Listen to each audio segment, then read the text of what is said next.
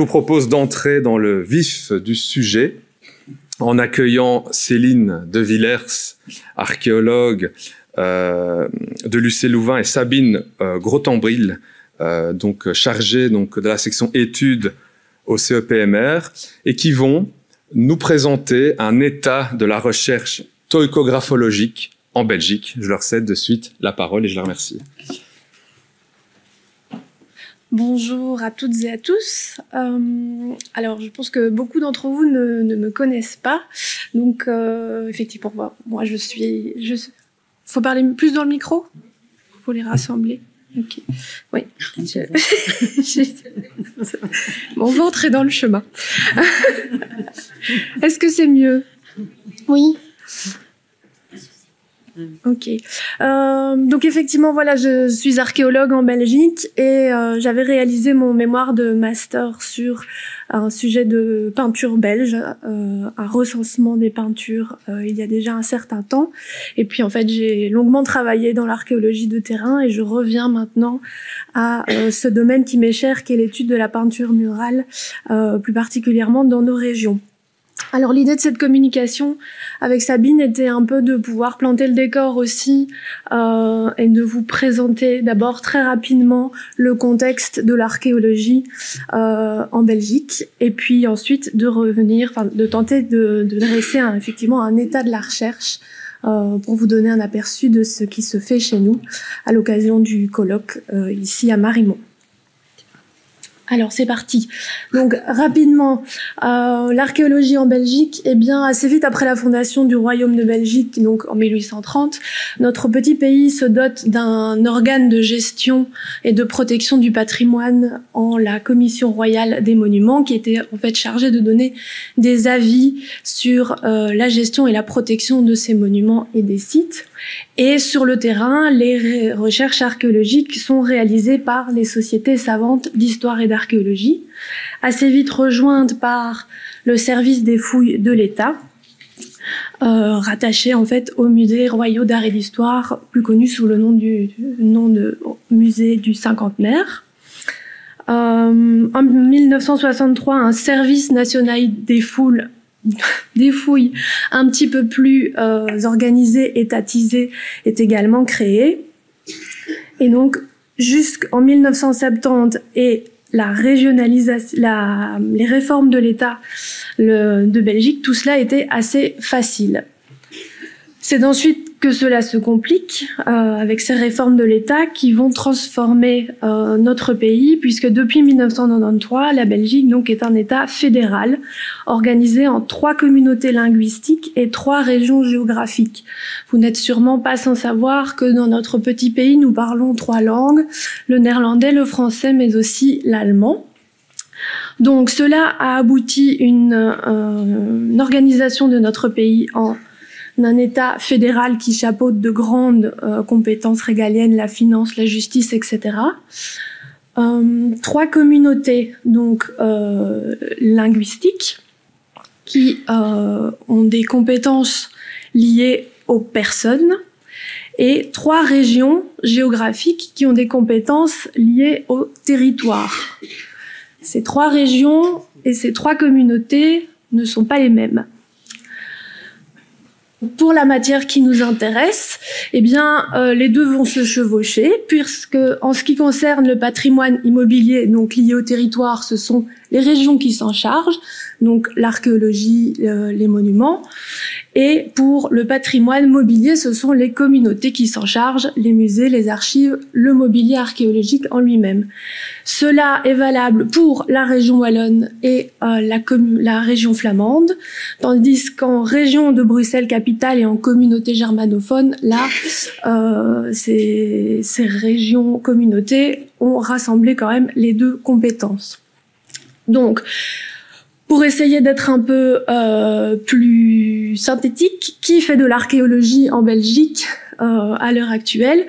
Eh bien, en région wallonne, à Bruxelles et en communauté germanophone, c'est une agence du patrimoine qui s'en charge, la WAP pour la Wallonie, la DPC pour Bruxelles et le service de l'archéologie pour la communauté germanophone. Ce sont essentiellement les agents de ces agences qui réalisent les fouilles sur le terrain, avec éventuellement recours à des prestataires extérieurs via bon de commande ou marché public. La situation est un peu différente en Flandre, où là, les agents ne s'occupent que de la gestion administrative, tandis que ce sont aussi des prestataires externes certifiés qui réalisent les fouilles sur le terrain. Chaque territoire, chaque institution est indépendante financièrement et également en termes de législation. Je pense que la différence majeure avec, par exemple, la situation française est que nous n'avons pas la formule de l'aménageur-payeur. Voilà pour le cadre dans lequel se passent les recherches et donc d'où sont issus le matériel qui nous intéresse. Alors la recherche dans notre domaine d'études, eh bien, peu de chercheurs se sont réellement penchés sur ces études avant les travaux de Christiane Delplace qui ont eu lieu dans les années 80-90 et qui lui ont permis d'aboutir à la parution en 1991 d'un catalogue des peintures murales romaines de Belgique qui recensait 148 sites présentés sous la forme d'une série de notices classées par province et ensuite par ordre alphabétique des sites. Elle conclut par une brève synthèse, mais vraiment très brève, sur les caractères principaux de la peinture romaine de Belgique. Rien de bien extraordinaire, on peut éventuellement dire. L'essentiel des sites ayant livré des peintures, ce sont des villas, de l'habitat, un peu moins de sanctuaires, et les compositions sont assez classiques dans ce qu'on rencontre en Gaule. Si l'on revient sur éventuellement quelques sites majeurs dont elle a eu l'occasion à ce moment-là d'étudier le matériel, on peut citer Obchi, où donc une cave avait été fouillée, probablement liée à une villa, avec des décors qu'elle situe largement faute d'indices chronologiques suffisants en venant du contexte, milieu 1er siècle, début 3e siècle après Jésus-Christ, avec un décor d'architecture fictive qui s'organise autour d'un panneau central à fond blanc orné d'un médaillon, composé donc ces architectures notamment d'une colonnette à rinceaux, d'architecture en perspective et d'un médaillon reprenant la personnification du mois de juillet, identifié par l'inscription Iulius. Ensuite, elle a également pu mettre en avant une scène de cirque à Amay. Donc là, c'est la villa située sous la collégiale. Un décor qu'elle situe au début du IIe siècle après Jésus-Christ. Et je vous propose quelques couleurs à rajouter sur cette illustration. Non. Issue de son catalogue. Donc, elle reconnaît un aurige conduisant un attelage formé où on reconnaît l'avant-train de 2 chevaux au galop dans des tons rouge et brun. La silhouette du personnage, donc l'aurige qui conduit, porte un vêtement vert entouré d'un trait rouge et il tient fouet et renne. Et enfin, un décor, un ensemble assez intéressant qu'elle a eu l'occasion d'étudier complètement et qui là est issu d'un contexte bien calé, bien compris archéologiquement. Ça provient de la villa d'Amois, de l'installation thermale de la villa, où 2 décors de plafond sont identifiés. Le premier dans le bain froid, Frigidarium, où là, 2 décors successifs même sont mis en évidence avec donc une composition centrée autour de ce motif du vellum, de la tenture à franges, un motif plus complexe fait d'une succession de cercles entourés de 4 autres tentures plus simplifiées dans les angles. Ce décor est situé premier quart du IIIe siècle après Jésus-Christ et est assez rapidement remplacé, puisque dès le deuxième quart du IIIe siècle après Jésus-Christ, il est remplacé par le second décor que vous avez en bas à gauche, toujours une composition centrée, concentrique, mais là avec un fleuron central et puis une succession de cercles plus simplifiés terminés par une plus large guirlande de feuillage. Est associé à ce second décor un décor de parois assez classique, une zone médiane à panneaux à fond blanc encadrée de filets d'interpanneaux avec une frise architectonique en raie-de-cœur qui sert de zone supérieure, et également un autre plafond qui vient d'une autre pièce des bains, du solium, donc une autre voûte qui présente également une tenture à fond vert, mais cette fois pendante, accrochée par des clous et des filets. À la suite de son travail, assez peu de, enfin il n'y a plus aucune réelle synthèse en fait, et rares sont les mentions dans la littérature de peinture murale, d'études, en tout cas d'envergure. Plusieurs monographies de fouilles intègrent néanmoins un chapitre consacré aux peintures murales, témoignant de la prise en compte de cette catégorie de matériel par les archéologues. C'est un chapitre souvent concis et souvent présenté comme une description plutôt du type catalogue d'une série de fragments ou de fragments assemblés, par exemple donc les sites de la cathédrale de Tournai, la villa de Velleroux ou encore le vicus de Taviers. Nous vous avons mis la couverture pour le plaisir des yeux. Mais des études belges toïcographologiques, il y en a, et je laisse Sabine vous les présenter. Donc voilà, donc les études comme on les entend, c'est-à-dire approfondies et qui sont suivies de publications, finalement sont assez peu nombreuses. Mais donc on signalera 4 sites majeurs: Oudenburg, Tongres, Eben-Émalle et Merbe-le-Château. Donc pour Oudenburg, on rendra hommage au travail de Lara Laken, qui a beaucoup travaillé sur la Flandre et notamment à Tongres. Et là, pour ce castellum romain situé en Flandre occidentale, à environ 20 km de la côte belge, elle a fait donc ce travail méticuleux de reconstitution des décors avec une publication qui détaille l'ensemble de ces observations. Et donc, je pense que la publication est en ligne. Oui. La publication est en ligne. Pour Tongres, ça a été un travail... en fait, la ville de Tongres livre énormément de vestiges en matière de peinture murale, car ils ont la chance, chaque fois qu'ils font des fouilles, d'avoir une stratigraphie importante pour l'époque romaine. Et donc, depuis toujours, en fait, les archéologues, et on peut rendre hommage aussi à Alain van der Hoeven, qui ont eu un regard attentif pour ces vestiges et ont eu le souci de les traiter. Donc, dans un premier temps avec Lara Laken, et puis ensuite un gros travail réalisé par toute l'équipe du Centre d'études des peintures murales de Soissons sur les décors de la basilique.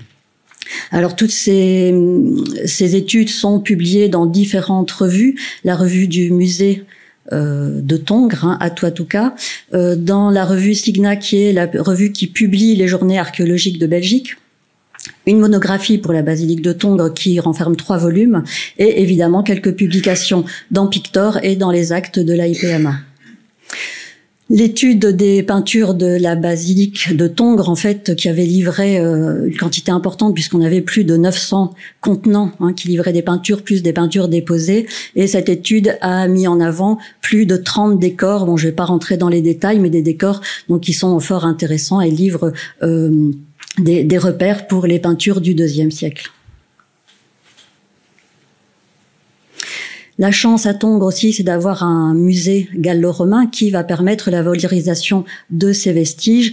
Et ce musée est en plus doublé d'un nouveau site de présentation de vestiges qui est le Théséum sous la basilique. Donc dans le musée de Tongres, vous pourrez voir ces vestiges restaurés de peinture murale. Donc voilà le Théséum, donc qui est une crypte archéologique sous la basilique, qui lui présente des peintures qui n'ont pas été restaurées, donc mais présente le résultat en fait des études qui ont été menées à Soissons, et les peintures sont mises dans des espèces de bacs à sable, dans des vitrines climatisées, puisque comme vous le savez, dans les cryptes archéologiques, le problème de l'hygrométrie est constant, et donc la nécessité de ventiler les espaces aussi. Donc les peintures sont présentées dans des vitrines climatisées. Évidemment, le budget d'une vitrine climatisée étant conséquent, ça a été un peu au détriment de la restauration des peintures, mais donc en attendant, ces peintures sont quand même visibles du public, même si tout n'est peut-être pas compréhensible.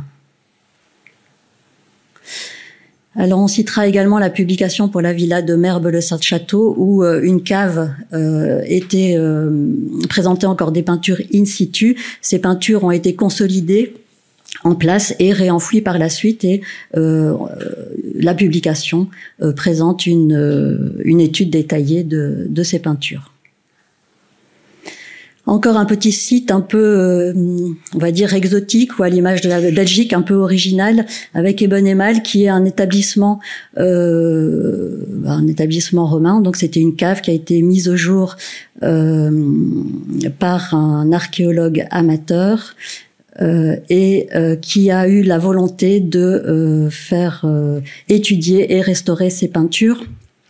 Cet amateur s'appelle Freddy Close. Il a l'originalité d'avoir créé dans sa maison un musée, sorte de musée du folklore, et par ses efforts d'organisation de fêtes dans son village, il réussit à rassembler les financements pour financer cette étude et cette restauration, et donc les peintures sont aujourd'hui présentées dans ce petit musée et qui est ouvert aux scolaires. Donc c'est un peu un truc atypique qui peut pas exister en France ou dans d'autres pays, mais qui est possible en Belgique.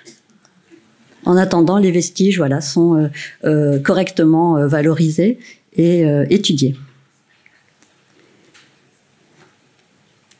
On notera quand même une situation actuelle assez nouvelle en Belgique, avec nos deux universités, enfin 3 universités, puisque l'université catholique de Louvain et l'université de Namur ont des projets communs, et l'université de Liège, où des chercheurs, pour Louvain-la-Neuve, on connaîtra évidemment les travaux de Paolo Tomasini et de ses collègues, avec le développement de missions à Ostie, et donc de fouilles et de formation d'étudiants, et également à l'université de Liège, on a également une fouille à Ostie dirigée par Thomas Morard, et l'université de Liège a développé aussi une discipline d'archéométrie, et donc on connaît les travaux de Magali Souris dans ce sens. Donc beaucoup d'espoir par rapport à une situation qui était un peu inconfortable jusqu'aujourd'hui, mais une nouvelle dynamique au niveau des universités et des chercheurs.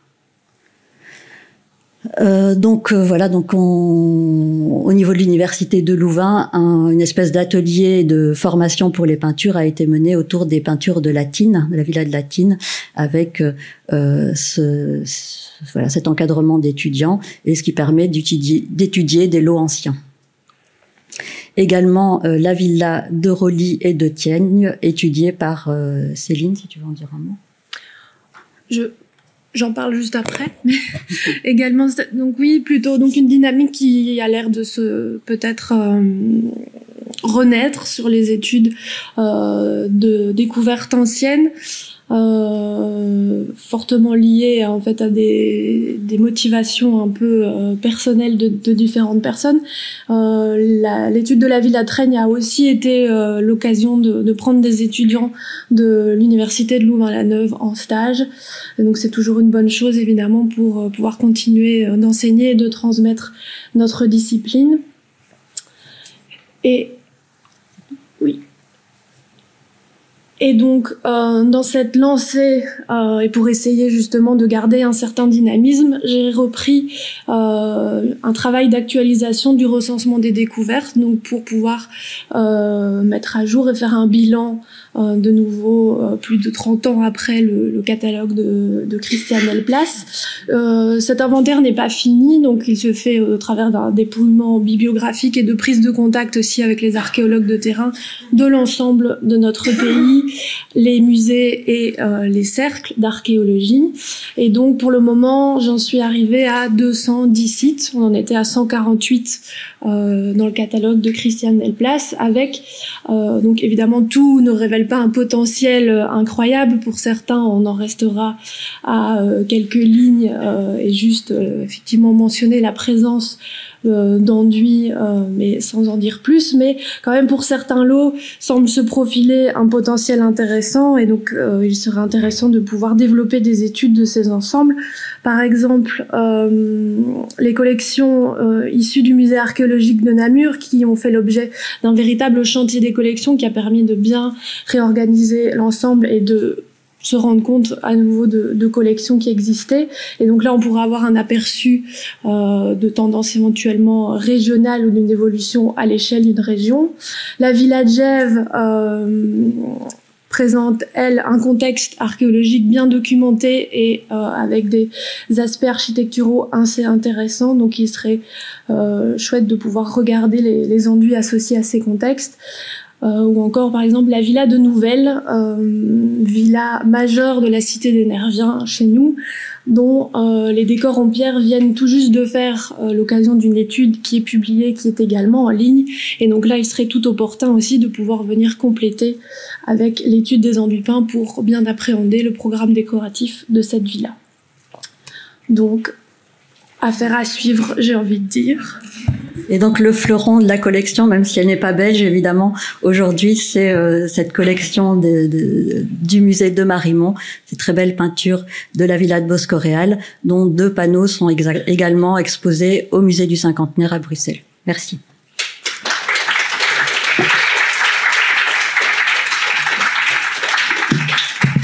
Bien, merci beaucoup pour ce bel exposé qui nous a offert une introduction intéressante au colloque. On a quelques minutes pour éventuellement l'une ou l'autre question. Moi, plus qu'une question, j'ai peut-être une curiosité.